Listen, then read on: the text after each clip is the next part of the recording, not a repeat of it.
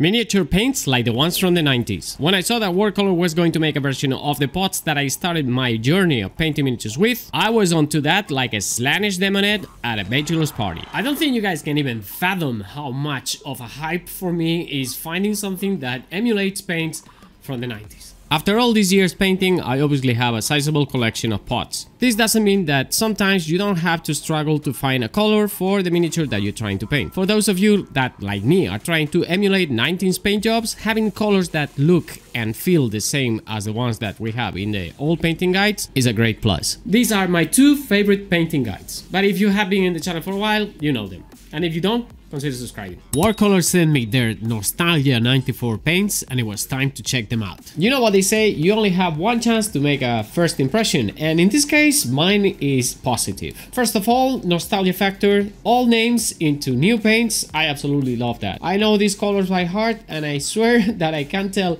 what something is gonna look like just by listening to the name. Secondly, the colors look very similar, if not absolutely identical to the old paints. I wish I had some of my old paint pots in here, but I don't and I cannot compare them, but they really look very similar. And thirdly, the bottles seem to be quite good. The eyedropper system is a little bit different to what I'm used to, but they seem to be quite decent, and with a wet palette, we're gonna see if they stand the test of painting. Dropper bottles have a lot of followers out there. I like them for several reasons, I dislike them for a couple of reasons. One of them is that you need to mix the paints inside very well. But worry not, because with my Vortex mixer, that's a walk in the park. My first impression regarding the consistency of the paint is that it is well mixed and it looks like the medium and the pigment work well together. Regarding the coverage, I'm starting to have a couple of flashbacks here. Let me explain. Certain colors in the 19th rage, such as red and yellows, were infamous because they took several coats to cover the surface. Even though these miniatures have been prime white, it is the same case over here. That may or may not be a deal breaker for you. In some cases, just painting a couple of coats is fine. But when you're doing small details and the coverage is not great, you might get a little bit pissed off when the paint is not doing what you want it to do.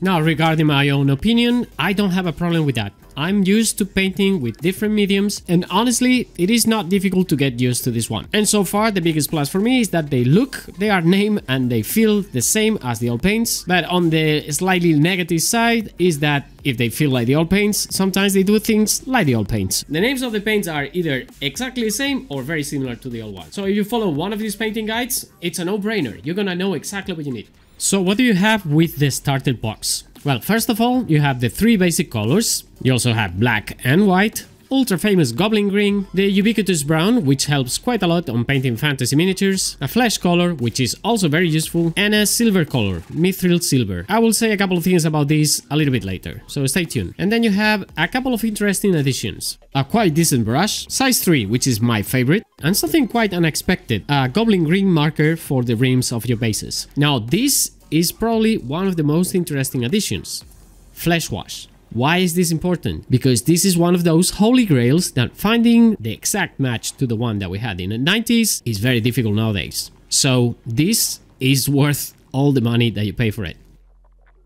Using starter sets, you always are limited by the choice of colors that you have in them. So mixing is inevitable. And the colors do mix quite well. I was able to obtain oranges, purples and greys with this very easily. However, if you want more vivid colors, it is worth investing in the rest of the range. There are 45 regular paints, 12 metallic paints, and 18 washes and glazes. Considering how good is their flesh wash, I'm really looking forward to getting the chestnut and the brown washes as well. However, the biggest letdown of the whole set was mithril silver. The coverage for this paint was quite poor, and when it came to detailing at the end, I gave up and I had to use a different paint in order to finish these miniatures. It took a little bit of effort going back to the 90s, but now I love this paint. Definite winners of the set are obviously goblin green and flesh wash. And because I don't want to extrapolate everything from my mithril silver incident, I'm still going to get a bottle of shining gold to see if I can finish my high elf army. Overall, I'm in love with these paints and with the memories that they brought back from the past. And if you are a nostalgic nerd like myself, I think you should get yourself a set. Remember guys, my name is Miguel, this has been Rust the Wash, and I'll catch you in the next one. Un beso, adios.